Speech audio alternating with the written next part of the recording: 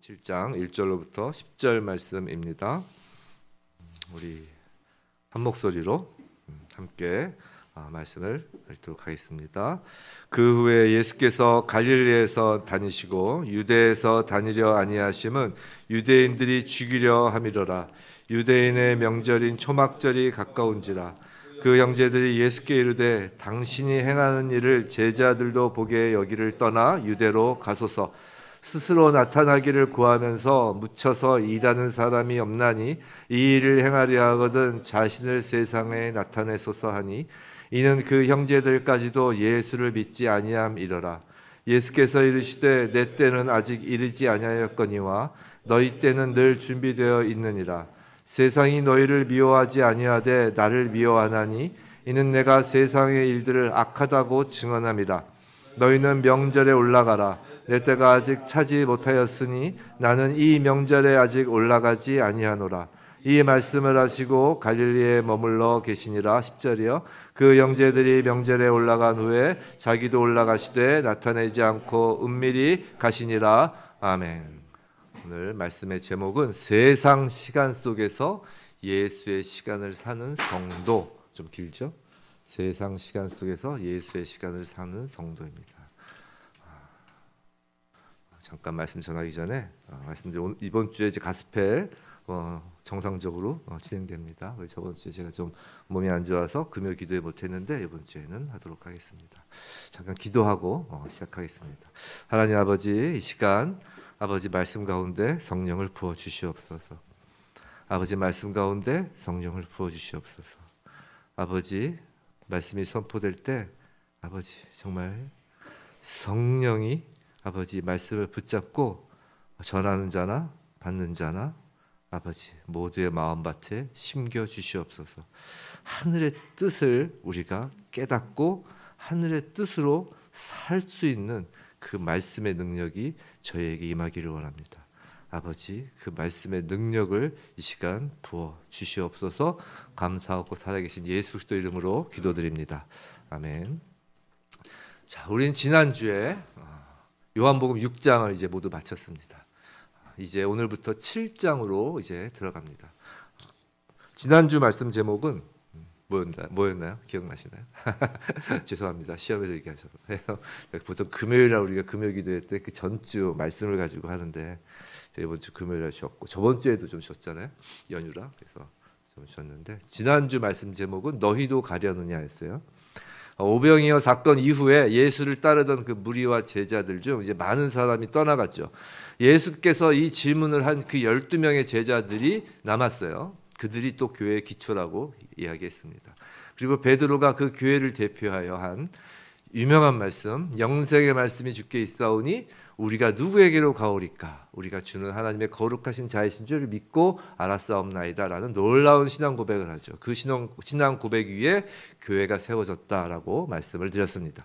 자, 물론 그 12제자 중 한 명은 마귀라고 하였고 예수께서 그 마귀에 속한 유다임을 알았음에도 유다가 마귀에 속한 자임을 알았음에도 제자로서 곁에 두신 이유에 대해서 또 지난주에 자세히 살펴보았습니다. 그래서 그 교회 안에서의 그 알곡과 가라지 어떤 그런 교회 안에서의 하나님의 섭리를 우리가 좀 배웠죠. 여하튼 그렇게 신앙 고백을 한 예수의 12제자들을 데리고 오늘 예수님은 이제 갈릴리에 계신 것입니다. 오늘 본문 1절 우리 다시 한번 읽어볼까요? 시작. 그 후에 예수께서 갈릴리에서 다니시고 유대에서 다니려 아니하심은 아미러라. 자, 그 후에라고 합니다. 그 후에. 자, 지난주까지 살펴본 요한복음 6장 좀 길었죠. 6장이 어떻게 시작되는지 다시 한번 볼까요? 두 장만 앞으로 그 페이지로 두 페이지만 제 페이지 바로 앞에 있어요. 6장 어떻게 시작되나? 6장 1절 어떻게 되죠? 그 후에 이렇게 되죠. 그 후에, 그죠? 그 후에 여기도 이렇게 되어 있습니다. 그리고 4절 어떻게 되어 있어요? 6장 4절에 마침 유대인의 명절인 유월절이 가까운지라라고 합니다. 오늘 본문하고 구조하고 똑같죠? 오늘 본문으로 돌아와서 7장 2절에서도 보면 유대인의 명절인 초막절이 가까운지라라고 하잖아요. 그죠? 자, 그렇다면 그때 6장 시작할 때 한번 제가 말씀을 드렸어요. 그 6장 시작은 그 6월절로 시작되면서 6월절에 대해서 쭉 이야기를 하는 것이고 7장은 이제 초막절에 대해서 쭉 이야기를 한다는 것이에요. 자, 그럼 이제 6장과 7장 사이에 시간적인 갭이 있다는 것이죠. 유월절과 초막절 그 사이에 갭이 있다는 것이에요. 자, 유월절은 지금 태양력으로 하면 3월부터 4월 사이에 해당합니다. 유대인의 달력으로는 그때가 이제 정월이 되는 거지만 우리 이제 태양력 우리가 지금 쓰는 달력으로는 3월에서 4월 사이에 해당해요. 또 초막절은 또 태양력으로 하면 9월에서 10월 사이예요. 또는 4월 초, 10월 초 이렇게 되는 거예요. 6월절은 4월 초 또는 3월 말. 그러니까 우리도 음력이 왔다 갔다 하잖아요. 똑같은 거예요. 그렇게. 그러니까 이제 6월절과 초막절 사이에는 한 몇 개월 정도의 차이가 있는 거죠. 한 6개월 정도의 차이가 있는 것이에요. 즉 약 6개월 동안 예수는 그 6장 마지막에 남은 12제자들과 지금 유대 땅으로 가지 않으시고 계속 갈릴리에 계셨다는 것이에요. 근데 그 이유가 1절에 나와요. 그 이유는 유대에 다니지 아니하시면 유대인들이 죽이려 함이러라라고 하는 것이죠. 자, 여기서 유대는 잘 아시는 바와 같이 성전이 있는 예루살렘 인근 지역을 말하는 것이에요. 어제 밤에 아주 놀라운 소식도 좀 깜짝 놀랄 소식이 들렸죠. 지금 유대 땅에 예루살렘 근처에서 지금 전쟁이 또 터졌습니다. 이번 전쟁은 좀 심각해 보이는데 그 예루살렘 그 성전산 그 예루살렘 그 근처에 그 아래 땅이 유대 땅이에요. 그 아래 땅. 그 이스라엘 이렇게 길게 돼 있잖아요. 그 이스라엘 영토가 그 아래 부분을 유대 땅이라고 한다고요. 그리고 갈릴리는 그 북쪽 갈릴리 호수 그 호수 있는 그쪽 북쪽 요단강 위쪽에 있는 것이죠. 그 갈릴리는 이스라엘 땅 북쪽에 위치한 것입니다. 그 예수가 태어난 건 베들레헴이지만 자라난 그 나사렛도 그 지역 갈릴리에 있는 것이죠. 그래서 오늘 형제들이 나오는 것이에요. 갈릴리 지역이기 때문에. 여하튼 예수는 갈릴리 지역에만 계셨어요. 근데 그 이유가 유대인들이 죽이려 하기 때문이라는 것이에요. 여기서 우리가 하나 알아야 될 것은 요한복음에서 유대인이라고 하면 특별히 예수를 대적하고 시험하고 죽이려 하는 자들을 유대인이라고 이렇게 총칭하는 것이에요. 즉 예수를 믿지 않는 세상을 요한복음에선 유대인이라고 표현하는 것이에요. 생각해보면 12제자들도 다 유대인이잖아요. 혈통적으로는. 하지만 요한복음에서의 유대인이라고 할 때는 예수를 따르는 자, 예수를 믿는 자는 이제 거기에 포함되지 않는 것입니다.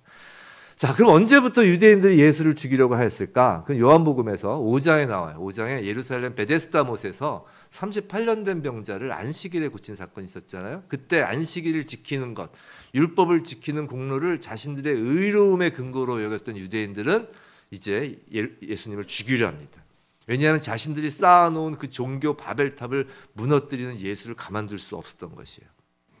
안식일을 어기면서 병자를 고쳐주고 또 자신이 하나님의 아들이다라고 하니까 예수를 죽이려고 하는 거예요. 특별히 안식일을 어기면서 예수님을 죽이려고 하죠. 자, 자신들의 그 종교 바벨탑을 무너뜨리는 예수를 가만둘 수 없었던 것이에요. 그 종교 바벨탑 그것이 뭐냐면 바로 우리의 자기의라는 거예요. 나의 공로, 꼭 뭐 종교적인 것뿐만 아니라 모든 세상에서 나의 공로, 내가 잘난 것, 내가 열심히 해서 이룬 것, 내 어떤 나의 자랑이 되는 것, 이 자기의입니다. 이 자기의는 하나님의 은혜와 예수님은 하나님의 은혜잖아요. 이 하나님의 은혜와 자기의는 이렇게 충돌하는 거예요. 충돌. 성도 여러분, 예수를 믿으면 그때부터 우리 안에서 이 자기의와 하나님 은혜와의 갈등이 생기는 거예요. 이것을 영적 전쟁이다라고 하는 거예요. 자기의가 가득하면 하나님의 은혜를 거부하는 거예요. 반대로 하나님의 은혜로 충만하면 자기의를 내쫓는 거예요. 둘 중 하나인 거예요. 우리가 새하늘과 새 땅 완성된 하나님 나라에 들어가기 전까지 이 땅에서 보내는 시간들은 바로 그 영적 전쟁 또는 그것을 영적 훈련이라고 하는데 그런 것들, 영적 전쟁, 영적 훈련을 수행하는 시간들인 것이에요.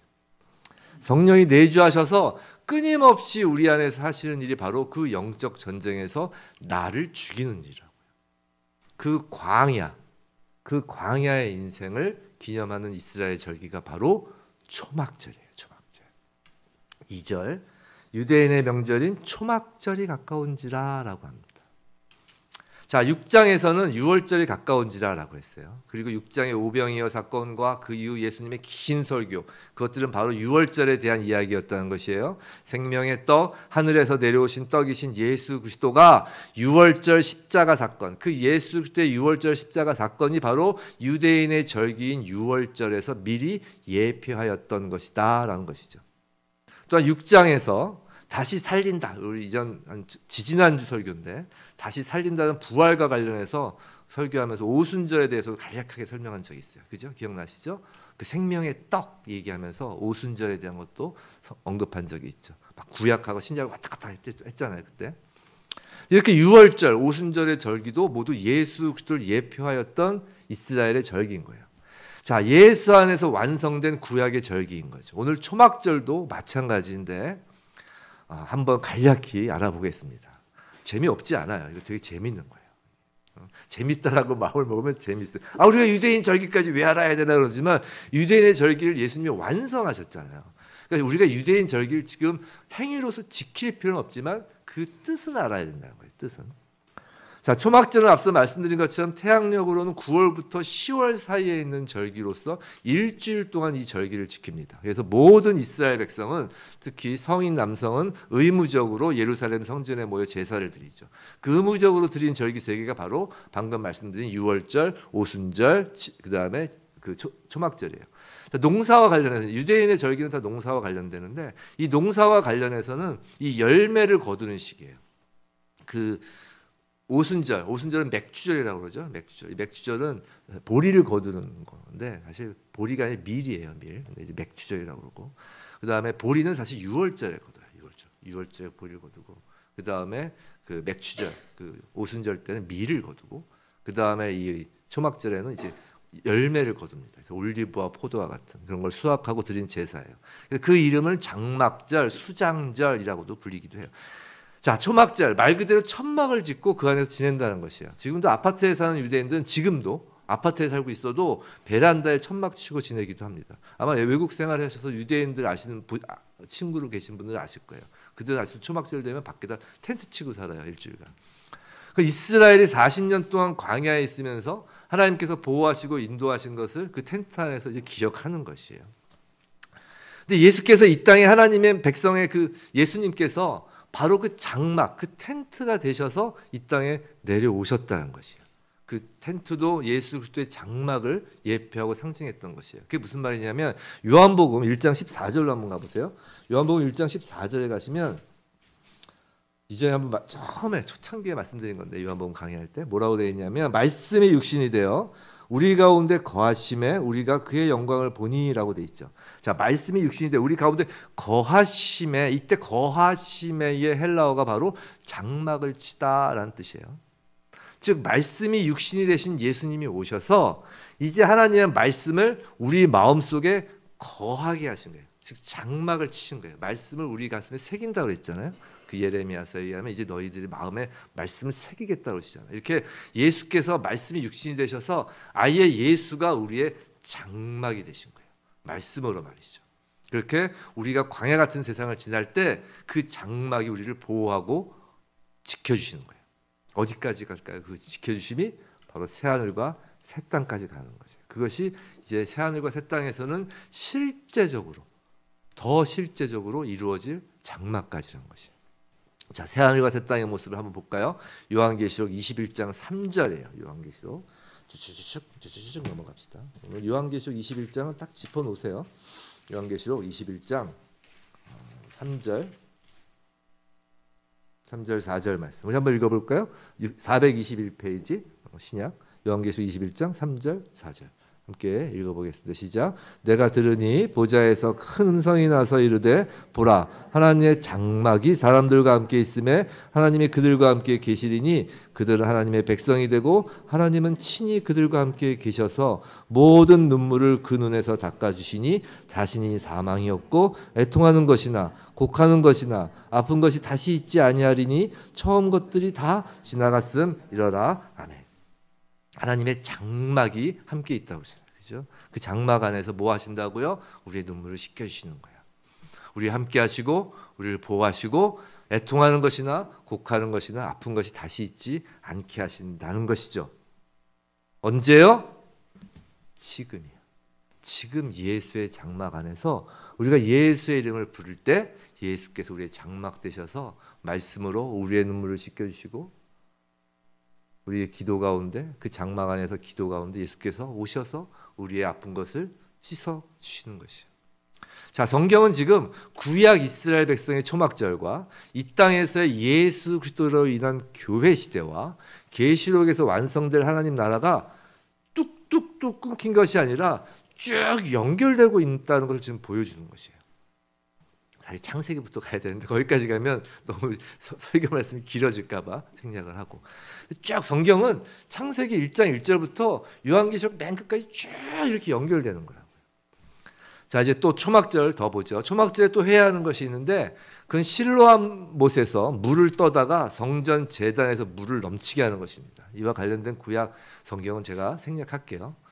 그냥 머릿속으로 그려보세요. 실로암 못이 있는데 거기서 물을 가져다가 성전 제단에다 계속 부어서 물이 넘치게 하는 것이에요. 이건 광야 기간에 반석에서 물을 내어 이스라엘 백성의 목마름을 해결하여 주었던 사건을 기념하는 것이에요. 그 구약의 스가랴서에 이런 말씀이 있어요. 스가랴서 14장 8절에 그날의 생수가 예루살렘에서 솟아나서 절반은 동해로 절반은 서해로 흐를 것이라 여름에도 겨울에도 그러하리라. 그러니까 늘 생수가 솟아날 것이라는 거예요. 그날에. 또 에스겔서 47장 1절 많이 유명한 말씀이죠. 뭐냐면 성전 문에 이르니까 성전의 앞면에서 성전 그 문지방 밑에서 물이 나와서 동쪽으로 흐르죠. 그죠? 그리고 또 남쪽으로 또 흐르고 또 북쪽으로 흐르고 동쪽으로 흐르고 해서 물이 쭉 성전 그 문지방 밑에서 쭉 흘러나가는 걸 에스겔서 47장 1절에서 묘사해요. 이렇게 성전에서 솟아나는 생수를 묘사하는데 그 성전은 다름 아닌 누구라고요? 예수 그리스도를 예언하는 말씀인 것이죠. 그리고 생수는 성령을 의미하죠. 그래서 초막절에 실로암 물을 기는 유대인들 앞에서 예수님은 오늘 그 7장에서 이렇게 말씀하세요. 7장 37절, 38절인데 아주 유명한 말씀이에요. 요한복음 7장 37절, 38절. 이 말씀이 여기 있는 이유가 있는 것이에요. 한번 우리가 볼까요? 한번 읽어볼까요? 시작. 명절 끝날 그 큰 날에 예수께서 서서 외쳐 이르시되 누구든지 목마르거든 내게로 와서 마시라. 나를 믿는 자는 성경의 이름과 같이 그 배에서 생수의 강이 흘러나오리라 하시니, 이 말씀을 하시는 거예요. 아멘. 그래서 생수의 강이란 또 밑에 설명이 있죠. 39절에서 계속 믿는 자들이 받을 성령을 가리켜 말씀하신 것이라 라고 하시는데, 계속 가로 안에 예수가 영광을 받지 않으셨으므로, 즉 십자가에 예수께서 돌아가시지 않으셨기 때문에 아직 그때는 성령이 그들에게 계시지 않았다라고 하는 것이에요. 자, 하지만 이제는 교회 시대에 있는 우리에겐 바로 그 성령이 계시다는 거예요. 지금 요 성경 기록한 그 당시 예수님께서 살아계셨을 때, 공생에 살아계셨을 때는 성령이 안 계셨지만 이제 교회 시대에 있는 우리에게 바로 그 성령이 오셨다는 것이에요. 아까 스가랴 그리고 에스겔에서 예언했던 그 일이, 그 날이 우리에겐 임했다는 것이에요. 그 날이 세상을 살리는 생수가 우리 안에서 흘러나오게 되어 있다는 것입니다.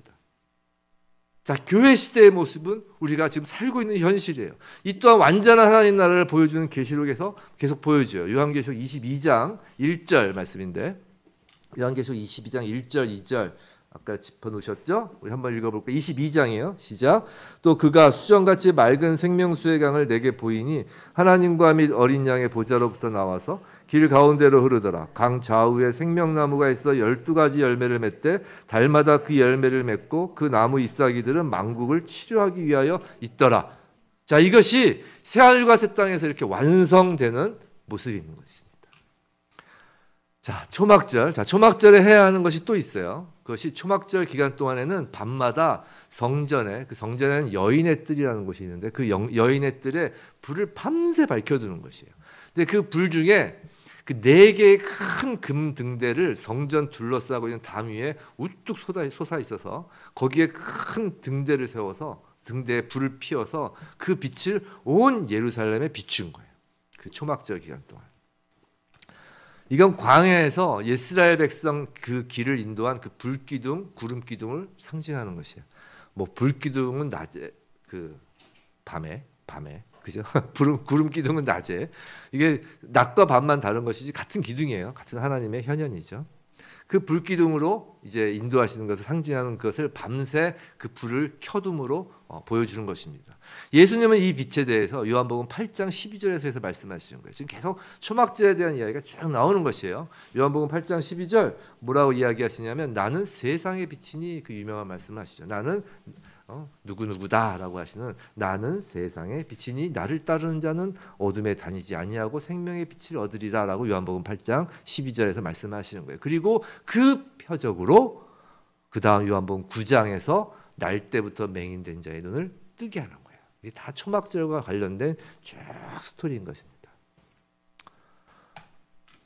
그리고 완전한 하나님 나라에서의 빛은 또 그럼 계시록이 어떻게 묘사가 되어 있을까요? 그 요한계시록 21장 제가 자주 인용하는 그 성경 구절인데 21장 22절 23절이에요. 요한계시록 21장 22절 23절 우리 한번 읽어볼까요? 시작. 성 안에서 내가 성전을 보지 못하였으니 이는 주 하나님 곧 전능하신 이와 및 어린 양이 그 성전이심이라. 그 성은 해나 달의 비침이 쓸데없으니 이는 하나님의 영광이 비치고 어린 양이 그 등불이 되심이라. 아멘. 이것이 우리가 완성된 하나님 나라에서 누리게 될 그 성전, 예수 그리스도 자체가 성전이고 예수 그리스도 자체가 비친 모습입니다. 해와 달이 없어요. 새하늘과 새 땅에는 해와 달이 없습니다. 자, 사랑하는 성도 여러분, 이 성도인 우리에게는 초막절의 그 장막인 말씀이 육신되어 임하신 예수님이 계신 거예요. 또 초막절의 실로암 연못 물이 예표하는 그 성령이 예수 그리스도가 십자가 영광을 받으심으로 이를 믿는 우리에게 주어진 것입니다. 그리고 태양이나 달과 같은 그 빛이 아니라 참 빛이신 예수 그리스도를 따를 수 있는 영적 눈이 우리에겐 떠진 거예요. 소경된 우리가 예수 그리스도를 볼 수 있는 그 복음을 깨달을 수 있는 영적 눈이 떠진 거라고. 이 영적 눈이 떠지지 않으면 아무리 성경책 읽어도 흰 것은 종이요 검은 것은 잉크예요. 역사책이고 도덕책에 불과한 거라고요. 그래서 제가 그랬잖아요. 돌이 굴러간다고요. 돌이. 이게 성령이 임하지 않으면 영적 눈이 떠지냐면 계속 돌 굴러가는 소리만 나는 거예요. 성경을 읽어도. 이것이 세상 시간 속에서 시간 속인 광야. 우리는 광야라는 세상 시간 속에서 살아요. 하지만 그 초막절 예수가 초막절이잖아요. 초막절이 예수를 상징한다고 했잖아요. 그 예수의 그 초막절된 그 시간으로 사는 성도의 모습이라고요. 예수의 장막 안에서 예수가 주신 성령으로 인해서 예수의 빛을 따라 이 광야를 걸어가는 자는 바로 예수의 시간으로 사는 성도의 모습이라고요. 구약의 광야에서의 초막절은 사람이 열심을 내서 장막을 쳐야 됐습니다. 텐트를 쳐야 되는 거예요. 지금 이스라엘 사람들은 계속 텐트를 치는 거예요. 못질하면서. 실로암 물도 길어와야 되는 것입니다. 도대체 미국에 사는 유대인들은 어디서 실로암 물을 길어올지 모르겠지만 여하튼 실로암 물을 길어와서 예루살렘 그 성전에 부어야 되는 것이에요. 밤새 불꽃이 꺼지지 않도록 하는 것입니다. 근데 이제 그 그림자 모형이 아닌 모형이 가리켰던 그 실체인 예수 그리스도가 이 땅에 오심으로 우리는 예수가 치신 장막에서 예수가 주시는 생수를 마시며 예수의 빛에 인도되고 보호받으며 광야라고 묘사되는 이 땅에서의 인생을 살게 된 것이라고요. 그래서 이것이 은혜의 시대라는 것이에요. 그런데 여전히 내가 장막을 쳐야 하고 여전히 내가 물을 길러와야 하며 여전히 내가 불을 피워야 하는 사람, 그것이 나의 공로가 되고 그것이 나의 자랑이 되는 사람, 바로 유대인과 같은 사람, 자기 의로 사는 사람은 그 주님의 은혜를 이 땅에서 누리지도 못하는 것이고 궁극적으로 새하늘과 새 땅으로 들어가지도 못한다는 거라고요. 이어져 있다니까요. 포도나무의 가지가 떨어져 나가도 떨어져 나간 거라고요. 그럼 우리가 자기의 의로 살고 있는지 아니면 은혜로 살고 있는지를 어떻게 알 수 있을까요? 우리의 삶 속에서 어떻게 보여질까요? 그것을 오늘 본문에서 이야기하는 것이에요. 오늘 본문에서는 자기의 의로 가득 찬 사람들의 모습을 우리에게 하나를 알려주는 것이에요. 본문 3절부터 5절까지입니다. 다시 요한복음으로 돌아오세요. 이제 계시록 볼 일이 없을 것입니다. 아마 본문 3절에서 5절입니다. 7장 3절에서 5절 우리 한번 다시 한번 읽어볼까요? 시작. 그 형제들이 예수께 이르되 당신이 행하는 일을 유대로 가소서. 스스로 나타나기를 구하면서 묻혀서 일하는 사람이 없나니 이 일을 행하려 하거든 자신을 세상에 나타나게 하소서. 이는 형제들까지도 예수를 믿지 아니함이로라. 자, 여기서 그 형제들은 예수의 동생을 말하는 거예요. 정말로. 우리 형제가 이게 아니라 정말 그냥 혈육입니다. 근데 그 형제들이 참고로 카톨릭에서는 동정녀 마리아가 그 예수밖에 안 낳았다 그러잖아요. 그 말도 안 되는 얘기를 좀 하는데 뭐 카톨릭 비하하는 건 아닌데 너무나 그건 사실과 다르니까 예수에게는 동생이 있었단 말이에요. 근데 그 형제들이 예수에게 말하는 거예요. 이제 갈릴리를 떠나 유대로 가세요라고 하는 것이죠. 자, 제자들도 보게라고 하는데, 그죠? 여기서 제자들은 지금 예수와 갈릴리에 있는 12제자를 말하는 것이 아니라 예수는 이전에 유대 땅 근처에서 많은 사람들에게 세례를 준 적도 있죠. 물론 제자들이었지만 그 세례를 많은 사람들이 받은 적이 있어요. 뭐 그 수가 얼마인지 확실치는 않지만 여하튼 전국에 그 예수에게 세례를 받은 사람들이 퍼져 있었던 것이에요. 근데 이제 초막절에 예루살렘에 이제 사람들이 쫙 모이잖아요. 한 200만 명이 모인다고 그래요. 그 당시 200만 명이 엄청난 거죠. 그렇게 모이니까 그 중에 이제 예수의 제자들, 옛날에 세례 받았던 사람들이 막 있을 거 아니에요. 그 사람들이 있으니까 그런 사람들을 의미하는 것이에요. 즉 무슨 말이냐면 많은 사람들한테 가가지고 지금 갈릴리에서 당신이 하는 일을 그걸 하라는 것이에요. 이런 거예요. 예수는 아직 자신의 영광을 받을 때가 아님을 알고 있어요. 요한복음에서 예수의 때는 잘 아시다시피 예수가 십자가에서 죽으실 때잖아요. 영광을 받으실 때라는 건. 자, 유대인들이 예수를 죽이려 한다는 것을 아시는 예수님은 죽음이 두려워서 유대 땅에 못 가시는 게 아니라 하나님이 정하신 그 때를 이루시기 위해서 갈릴리를 좀 떠나지 않으시는 거예요. 자, 갈릴리 그곳에서 예수는 6개월 동안 뭘 하신 거냐면 주로 12명의 제자들을 가르치신 거예요. 그리고 훈련시키는 일에 매진하신 거라고요. 그 6개월 동안. 근데 예수의 형제들이 그 모습을 볼 때 좀 한심한 거예요. 저 정도 능력과 기적을 베푸는 능력과 저 정도 말빨이면 왜 12명 데리고 저러고 있지? 그런 생각이 드는 거예요. 생각해 보세요. 예수의 그 아버지 요셉, 그 요셉은 예수의 어린 시절 잠깐 성경에 등장하고 갑자기 사라집니다. 그 말은 뭐냐면 이걸 두고 많은 사람들은 요셉이 일찍 죽었다라고 이야기를 하죠. 즉 예수는 소년가장이었던 것이에요. 그럼 뭘 했겠어요? 당연히 목수일을 했겠죠. 그 집에서 예수가 장남이잖아요. 그 집안을 책임져야 하는 위치인데 갑자기 나이가 30이 되자마자 이상한 일을 하는 거예요. 하던 목수 쫙 때려치고 갑자기 막 여기저기 나가면서 막 말씀 전하고 뭐 그런 것이죠. 막 기적도 일으키고 막 제자도 가르치고 막 그런 일을 하는 거예요. 근데 갈릴리에 와서 한 6개월 동안 예수가 하는 걸 가만히 보니까 그 예수가 하는 그 새로 시작한 그 일도 나름 잘 하는 것 같아요. 그렇잖아요. 뭐 그 당시에 막 자칭 선지자라는 사람들이 막 여기 돌아다녔다는 거 아니에요. 근데 보니까 경쟁력이 있어요, 예수가. 그런데 그래서 조언을 하는 거예요. 그래서 여기 촌동네 갈릴리에 묻혀서 지금 하고 있는 일 하지 말고 그 12명 데리고서 계속 그냥 거기서 포착포착 하고 그러지 말고 좀 큰 무대로 나가라. 중앙 무대인 유대. 그 예루살렘으로 진출해서 자신을 세상에 나타내라. 라는 것이에요. 물론 형제들의 속셈은 그런 것도 있었겠죠. 장남이잖아요. 가장이라고요. 장남이 중앙 무대가 성공하면 떡거물 떨어지잖아요. 뭐 정치적 메시아 뭐 이것도 일종의 정치적 메시아죠. 정치적인 이유가 있는 거예요. 경제적 정치적 이유가. 그래서 세상에 나타내라라고 지금 이야기를 하는 것입니다. 이제 곧 초막절이잖아요. 때가 왔단 말이에요.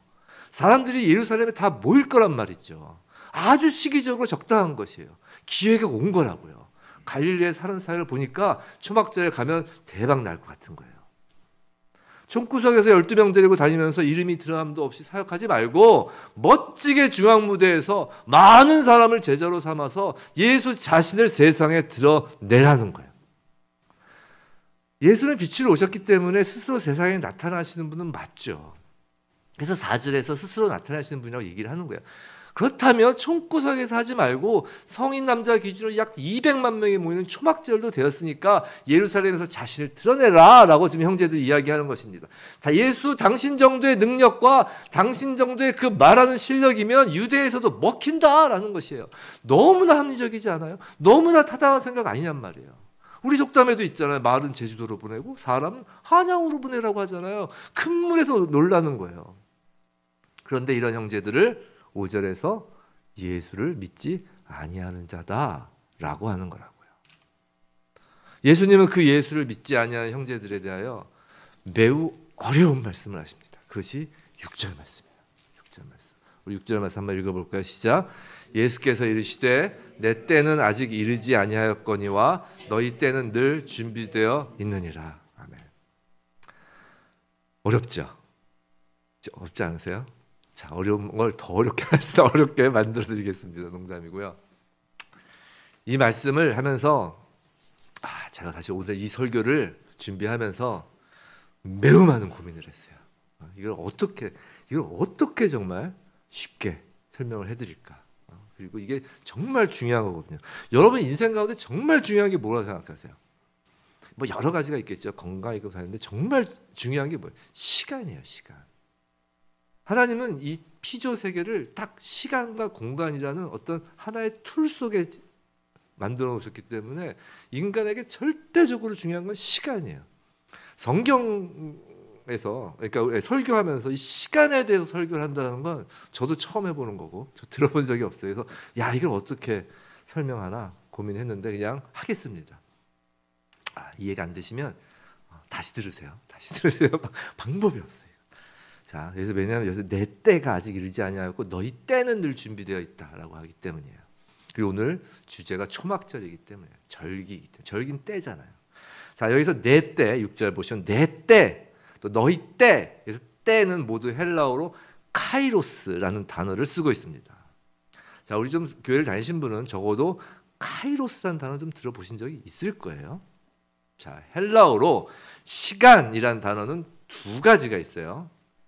하나는 크로노스이고 다른 하나는 카이로스입니다. 자, 이 정도는 오늘 알고 갑시다. 이 정도는 어렵지 않죠? 크로노스, 카이로스예요. 이거 계속 나오니까 아주 이제 알게 될 거예요. 이 두 단어는 너무 어렵게만 하면 안 되니까 재밌는 그리스 신화를 이야기하겠습니다. 왜냐하면 그리스 신화에서 나오는 이름이야 이게. 그러니까 크로노스도 신의 이름이고 그리스 신화에서 카이로스도 신의 이름이에요. 크로노스는 이제 그 우주의 그 최고봉의 자리에 올라요. 우주의 최고의 자리에 오릅니다.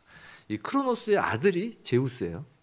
그래서 크로노스는 우주의 그 최고의 자리를 차지하는데 그 신탁, 그 그리스 신화 보면 그런 거 있죠. 신탁하는 거, 점치고 막 해서 그 신탁에서 자신의 그 지위, 그 우주 최고 권위자의 그 지위를 자신들의 자식들로 인해서 잃게 된다라는 그 신탁을 듣습니다.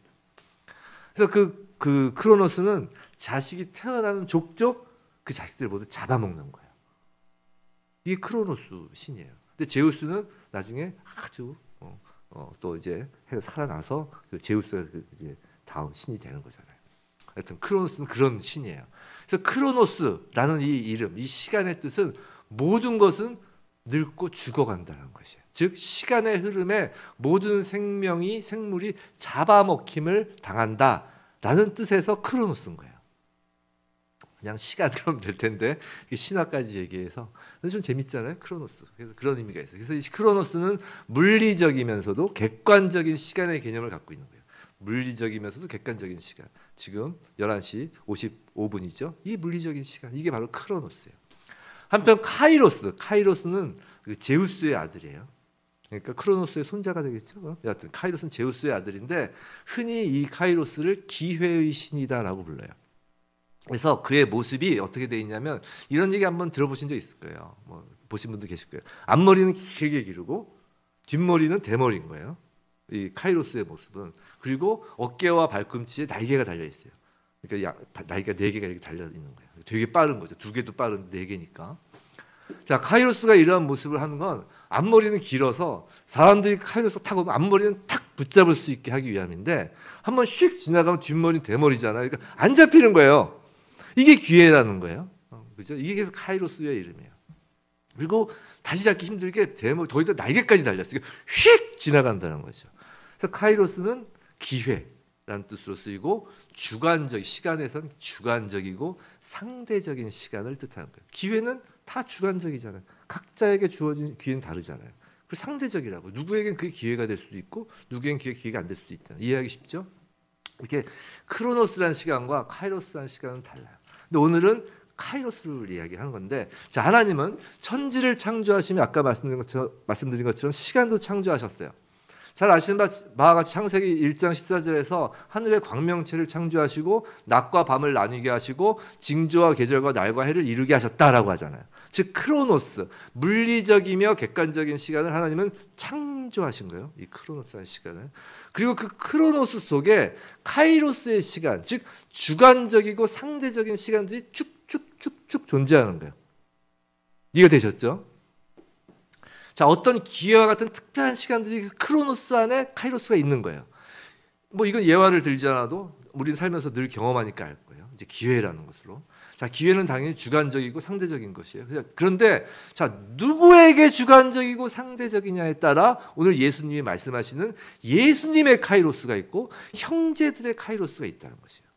카이로스는 주관적이라고 했잖아요. 그러니까 누구의 주관이냐에 따라 예수님의 카이로스가 있고 그 다음에 사람들, 형제들의 카이로스가 있다는 것이에요. 즉 카이로스 중에는 예수께 의미가 있는 그 시간, 카이로스가 있는 것이고 불신자, 지금 형제들 믿지 않는 자라고 했잖아요. 불신자에게 의미가 있는 카이로스가 있다는 것이에요. 크로노스 안에 카이로스가 있는데 어떤 카이로스는 예수께 의미 있는 시간이고 어떤 카이로스는 불신자에게 의미 있는 시간이라는 것이에요. 자, 먼저 후자, 즉 불신자에게 의미 있는 카이로스를 보면 즉 형제들의 때란 방금 말씀드린 그 기회예요. 초막절에 사람들이 모여드는 시기, 그 기회를 말하는 거예요. 형제들은 예수를 세상에 나타낼 그 기회를 지금 얘기해요. 근데 사실은 자기들의 이익을 위한 기회, 그걸 이야기하는 것이죠. 이것이 형제들의 카이로스예요. 그것이 우주의 이 흘러가는 객관적인 시간인 크로노스 속에서 잡고자 하는 불신자의 주관적 시간, 주관적 카이로스라고요. 근데 그 기회는 이 객관적인 크로노스 시간 속에서 언제나 준비되어 있다는 것이에요. 기회는 늘 있다는 것이죠. 이렇게 준비되어 있다는 것이에요. 무슨 말이냐면 언제나 그 기회를 잡으려고 늘 준비되어 있다는 것은 뭐냐면 늘 기회를 잡으려고 그 불신자들은, 그 세상 사람들은 눈이 벌게져 있다는 것이에요. 그 카이로스를 잡으려고. 크로노스 안에 자신의 카이로스를 잡으려고 눈이 벌게져 있다는 것이에요. 지금 초막절에 그 초막절을 자신들의 카이로스, 기회로 여겨서 지금 예수에게 유대로 가라고 하는 그 형제들의 마음이 바로 그거라는 것이 이해가 되셨죠? 어렵지 않죠? 우리에게 돈 벌 기회, 권력을 잡을 기회, 성공할 기회, 유명해질 기회를 잡으려고 혈안이 돼 있잖아요. 바로 그게 불신자들의 카이로스라는 거예요. 자, 신화 속 카이로스의 실에는 뭐가 달려있다고 그랬죠? 날개가 달려있다고 했어요. 그래서 언제 눈앞에서 휙 지나갈 줄 모릅니다. 더군다나 지금처럼 빨리 변화되는 세상 속에서 그 뒷머리가 대머리인 카이로스를 눈앞에서 지나가는 것을 놓치지 않으려고 세상 사람들, 불신자들은 눈 빨개져가지고 숨을 헐떡거리면서 뛰어다니는 거예요. 자, 초막절이 뭐라고요? 장막을 치고 하나님의 은혜로 반석의 불을 마시고 불기둥 구름기둥을 따라가던 광야에서의 은혜를 기념하는 절기라고 그랬어요. 근데 형제들은 진짜 초막절의 은혜로서의 카이로스가 아니라 그 은혜의 초막절을 사람 중심의 자기에게 주관적이고 상대적인 기회로서의 초막절로 삼아서 그 기회를 잡기 위해서 헐떡거리고 있는 모습을 지금 보여주는 거라고요. 그게 바로 자기의라는 거예요. 시간 속에서 보여지는 자기의. 반면에 예수의 카이로스는 그 주인이 하나님이십니다. 그래서 하나님이 중심이시고 하나님께서 중요히 여기시는 시간이에요. 근데 본문에서 예수의 때, 예수의 카이로스는 아직 이르지 않았다라고 하시잖아요. 그렇죠. 지금 예수님이 말씀하신 이 당시에는 아직 십자가를 치실 때가 아니니까 말이죠. 유월절, 예수의 유월절 카이로스의 때는 아직 오지 않은 거예요. 그러니까 당연히 예수의 초막절도 아직 오지 않은 거예요. 그죠? 요 이야기 하실 당시에는. 7절에 보면 세상이 너희를 미워하지 아니하되 나를 미워하나니 이는 내가 세상의 일들을 악하다고 증언함이라 라고 하면서 그때에 관한 말씀을 지금 하시다가 갑자기 뜬금없이 세상에 무엇을 미워하는지에 대해서 말씀하세요. 근데 이건 뜬금없는 말씀이 아니라 방금 말씀하신 그 카이로스와 연관이 있다는 것이에요. 세상은 자기에게 주관적이고 개인적인 유익을 가져다 주는 그 카이로스를 잡으려고 눈이 빨개지는 사람들이 잘 살게끔 구조가 되어 있다라는 것이에요. 세상은 그렇다라는 것이에요. 악이 세상에 들어와 땅의 권세를 잡은 이후로는 그것이 이 세상 삶의 룰이 되어 있다라는 것이에요. 기회를 잡기 위해서 눈이 혈안이 돼서 뛰어다니면 잘 살게 되어 있다. 땅의 것을 채울 수 있다라는 것이 세상의 룰이라는 것이에요. 그렇기 때문에 악은 자신의 그라운드에서 자신의 룰로 사는 그들을 미워할 까닭이 없죠. 그죠? 소위 말해 적자 생존, 약육 강식이 세상의 룰이라는 것이에요. 세상의 카이로스, 세상의 기회를 잡는 사람이 승리하죠. 그라운드도 악의 그라운드, 룰도 악의 룰인데 그 룰대로 살려고 하는 사람이 더 승리하는 거예요. 세상은 이렇게 자기를 세상에 드러낼 기회를 찾으며 그렇게 자기 의의를 이루려는 사람들 중심으로 돌아가게 되어 있다라는 것이에요. 하지만 예수의 카이로스는 반대로 뭐라고요? 세상 일들을 악하다고 증언하는 시간이라는 거예요. 생각해 보세요. 하나님께서 정하신 유월절, 그 예수 십자가의 카이로스, 그 시간에 무엇이 증명된 것인가요? 바로 세상의 모든 것이 악하다라는 것이 증명된 시간이라고요. 그 십자가, 그 카이로스, 하나님의 카이로스 시간은 세상의 악함이 증명된 시간이라고요. 또한 하나님의 카이로스, 예수의 초막절의 카이로스 또한 이 광야가 악하기 때문에 너희들이 나의 은혜가 아니면 살 수가 없다 제대로 그것을 보여주는 세상의 악함을 증거하는 카이로스라고요. 그러니까 당연히 악으로 가득한 세상은 예수를 미워하죠. 그죠? 자, 마저 본문을 볼게요. 8절에서 10절까지. 너희는 명절에 올라가라 내 때가 아직 차지 못하였으니 나는 이 명절이 아직 올라가지 아니하노라. 자, 8절에서 아직 예수의 때가 차지 않았으니, 즉 예수께서 영광을 받으실 십자가의 때가 되지 않았으니 나는 이 명절이 아직 올라가지 않겠다라고 이야기하십니다. 그리고 10절에서는 그런데 또 몰래 올라가셨대요. 나중에 형제들이 올라간 후에 은밀히 가셨다. 뭐 예수님께서 이랬다 저랬다 하시는 것 같은데 그게 아니라 예수님은 너희의 때, 즉 자신을 세상에 드러내어 유명세를 얻을 목적, 그런 인간적인 목적, 그 기회로서의 초막절, 예수의 카이로스가 아니라 너희의 카이로스로 전락해버린 그 초막절 명절로는 올라가지 않겠다는 것이에요. 그리고는 하나님의 말씀, 즉 초막절의 성전에 올라가야 한다는 말씀에 순종하기 위하여 아직 예수의 초막절, 예수의 유월절이 지난 초막절이 아니지만, 예수의 초막절은 아니지만 그 예수의 초막절을 예표하기 위하여, 그 성경의 말씀이 다 예수의 초막절을 예표하는 거잖아요. 그것이 그 성경의 말씀을 응하게 하기 위하여, 순종하기 위해서 조용히 예루살렘에 가신다는 것이 너희의 목적이 아니라 난 하나님의 말씀을 이루기 위해 가신다는 거예요. 사람의 때를 위함이 아닌 것이죠. 자, 말씀을 좀 정리할게요. 성경에서 말씀하시는 예수님의 때는 이제 모두 도래했어요. 저기 새하늘과 새 땅 이외에는 모두 도래한 거예요. 처음 시작할 때 말씀드린 것처럼 유월절, 오순절, 초막절로 예수되었던 예수의 카이로스, 예수께서 십자가에서 죽으시고 유월절, 교회를 세우시며 오순절, 새하늘과 새 땅에 들어가기 그 직전 이 광해 같은 인산길에 하나님이 보호하시고 인도하심으로 이 땅의 초막절, 즉 예수의 카이로스는 도래한 거라고요. 시간이란 개념으로 복음을 설명하니까 좀 어려울 수 있었겠지만 좀 쉽게 더 생각해 보세요. 자, 크로노스라는 객관적인 시간은 모든 인류에게 주어진 시간입니다. 악이 가득한 세상에서 사람들은 그들의 카이로스, 그 때를 위해 달렸어요. 남보다 좀 더 빨리 가기 위해, 남들보다 좀 더 높은 곳에 오르기 위해 카이로스라는 그 기회의 시간을 잡기 위해 크로노스를 자신들을 위한 카이로스로 채워가는 거예요. 또 이게 그릇이라고 치면, 이게 그 크로노스, 전체 우주의 시간이라는 크로노스라고 치면 세상 사람들은 이 안에 자신들의 그 유익을 위한, 남들보다 더 높은 고지에 오르기 위한 그 카이로스의 시간으로 채워가는 거라고요. 아담이 죄를 지은 이래로 이 공간적인 의미로서의 피조 세계, 물질 세계만 타락한 것이 아니라 시간적 의미로서의 피조 세계도 그렇게 타락한 거라고요. 시간이 타락했다니까요. 그런 생각 못 해보셨죠? 그냥 하늘이 무너지고 땅이 흔들리고 그냥 시간이 타락한 거라고요.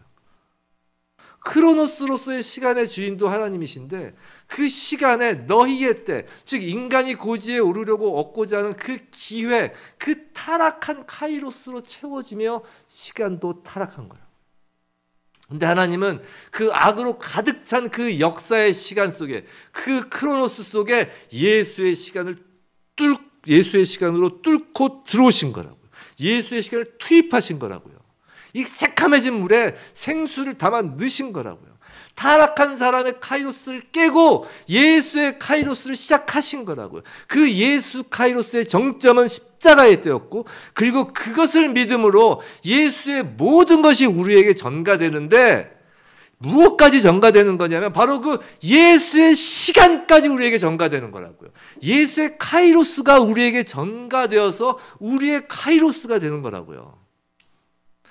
우리가 예수를 믿는 순간 예수 그리스도의 십자가의 때, 그 2000년 전에 그 역사 크로노스라는 그 크로노스 시간에 있었던 그 카이로스의 그 하나님의 때가 지금 우리에게 해당되는 때가 된다는 거예요. 이해가 되셨죠? 그게 바로 2000년 전 사건이 지금 우리에게 사건이 왔다는 거예요. 우리 예수를 믿음으로 예수의 시간이 우리의 시간이 된 거라고요.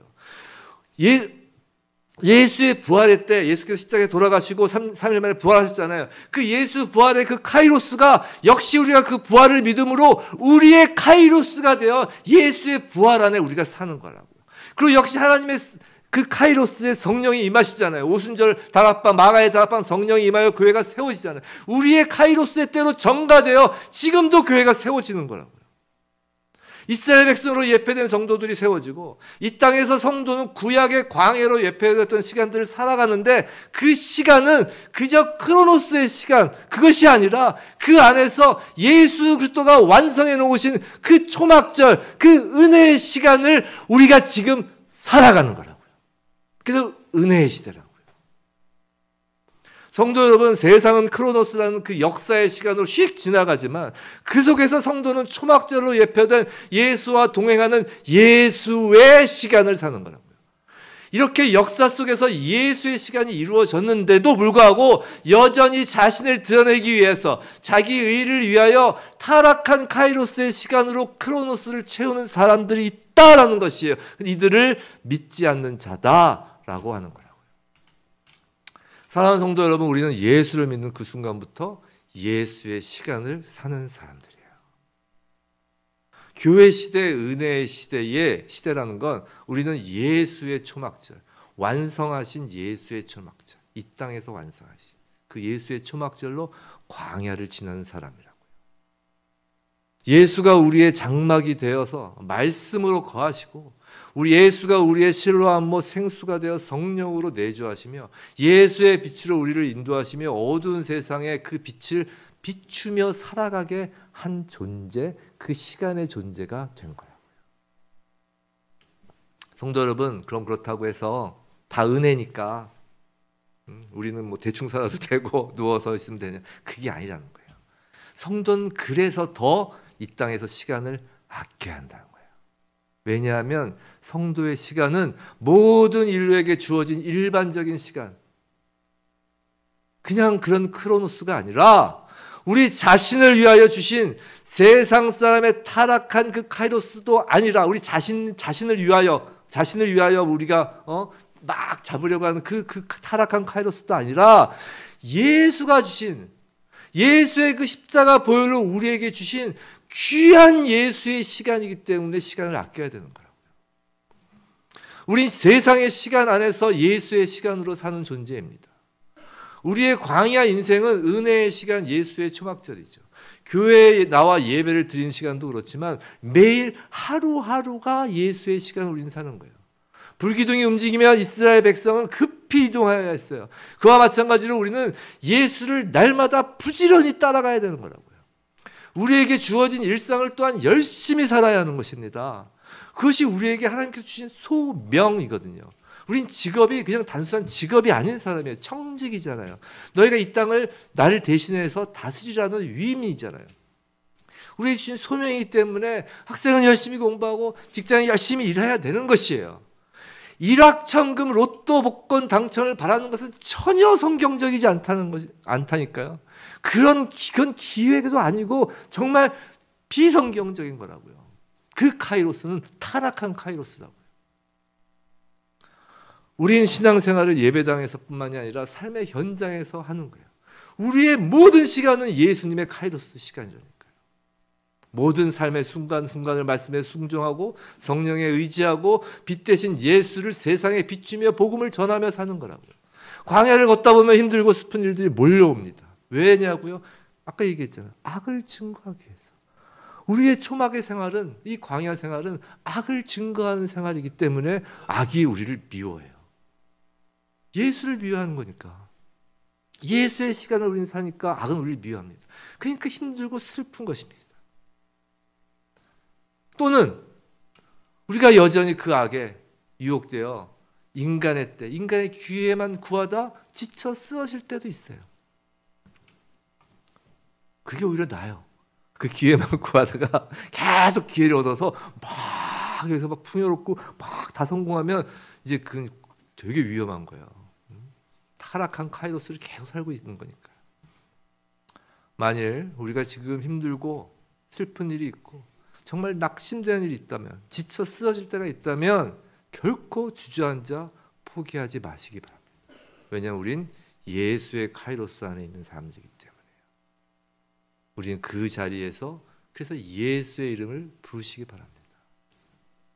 우리에게 주신 유일한 이름, 그 구원의 이름, 그 능력의 이름, 예수의 이름을 우리가 부를 때 타락한 시간, 우리를 지치고 슬프게 하는 그 헛된 시간은 다 사라지는 것이고 예수의 초막절 은혜의 시간이 우리의 시간이 되는 것이에요.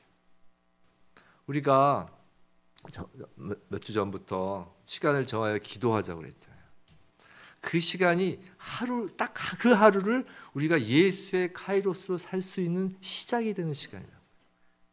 우리가 매일 말씀 또 산지 새벽 묵상 말씀도 올라오고 새벽 예배를 드리시잖아요. 그 말씀을 붙잡고 우리가 기도하는 그 시간이 바로 예수의 그 초막절의 시간을 살아가기 위한 하루의 시작이라고요. 그렇게 해서 하루를 예수의 시간으로 살아가는 거라고요.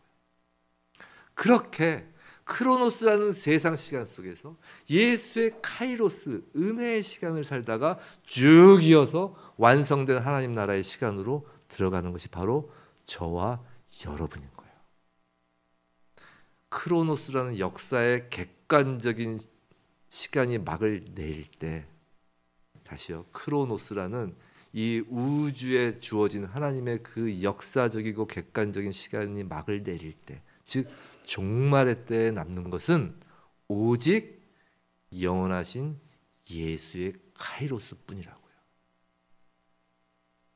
그걸 요한계시록이 보여주는 거라고요. 성도 여러분, 여러분은 지금까지 어떤 시간 안에서 살아오신다고 생각했습니까? 그냥 모든 인류가 사는 크로노스라는 시간 안에서? 아니면 나의 기회를 잡기 위해서 기회가 놓치면 뒷머리 대머리 안 잡힐까 봐 전전긍긍하면서 어떡하지 초조하면서 지금까지 그런 시간 속에서 살아왔다 할지라도 이 시간 돌이키셔서 정말 진정한 시간의 주인 되신 예수의 때 안에서, 예수의 그 장막 안에서, 성령님의 보호하심과 그 불기둥, 구름 기둥으로 보호하시는 그 빛 대신 예수 안에서 정말 하나님이 주시는 그 샬롬 평강을 누리며 정말 담대하고 신나고 즐겁게 정말 시간을 아껴가며 열심히 사는 게 우리의 모습인 거예요. 그게 새하늘과 새 땅까지 쭉 이어지는 것입니다. 그게 예수의 카이로스 안에 살고 있다고 우리가 기도하며 말씀하며 하루하루를 살아갈 때 그 안에서 하나님께서 세상이 알지 못하는 하나님의 섭리로 우리의 인생을 만들어 가시는 거예요. 계속 세상의 시간 속에서 사람들이 쳇바퀴 돌듯이 사는 게 우리가 아니라 부디 예수의 이름 안에서 우리의 매일매일이 주님의 초막절이 되고 또 그 하루하루가 바로 새하늘과 새 땅 그 날들로 이어지는 그 하나님의 은혜가 우리 인생 가운데 가득하길 주님의 이름으로 축원합니다.